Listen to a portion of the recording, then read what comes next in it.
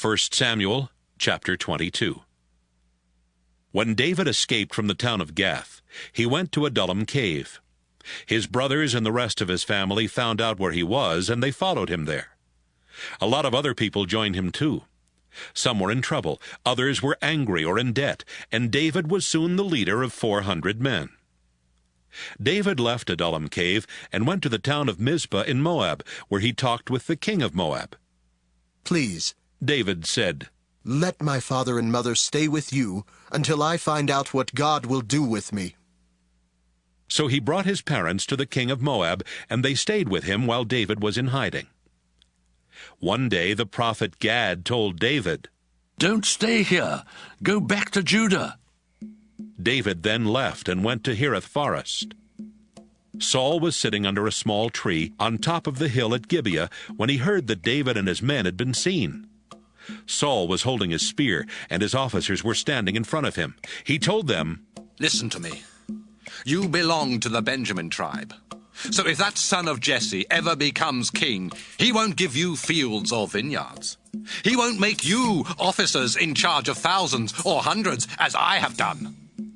But you're all plotting against me. Not one of you told me that my own son Jonathan had made an agreement with him. Not one of you cared enough to tell me that Jonathan had helped one of my officers rebel.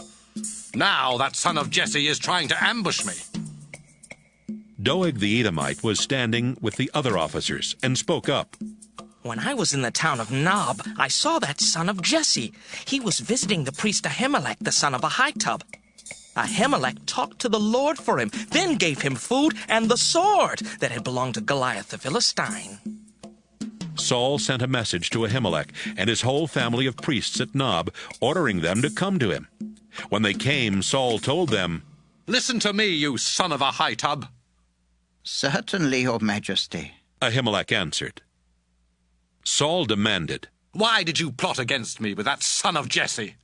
You helped him rebel against me by giving him food and a sword and by talking with God for him. Now he's trying to ambush me."